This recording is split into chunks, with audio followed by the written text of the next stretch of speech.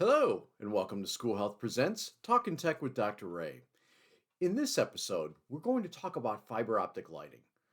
All too often, when we think fiber optic lighting, we're simply thinking about something in a sensory room or sensory space, whether it be a shower that comes down with the fiber optic strands, or maybe something coming out of a cushion that has the fiber optic strands that can be spread throughout the context of the room.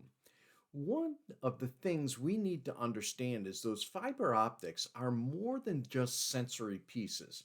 Now, rather than bring in a shower and hang it down from the ceiling or have something spread out all over, I'm going to use something very simple here. This is just a glacier light, and you see we've got fiber optic strands at the top and a base that glows. So, with something like this, please recognize that your fiber optics can do so much more. First of all, we know that there's that tactile side of things that individuals will like to put their hands in and interact, even when they're a little bit thicker and they're interacting in that way. SLPs, what you want to do is start working with our students to identify colors.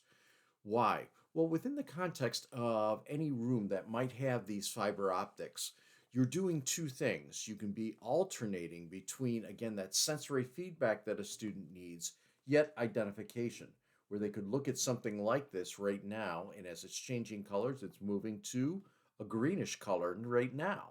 And so that child can say green, or as it moves into blue, blue. And you're working on both color identification and the words to come out. Another important aspect of using fiber optic lighting in this particular way is, again, you're leaving that tactile side when you connect. As I've worked with a lot of SLPs, and I know there's a lot more SLPs that do this out there, we find sometimes that the therapies can actually be somewhat draining on an individual. So we want to give them some type of a sensory release as they come in. This is one way of having a sensory release that acts in a dual purpose.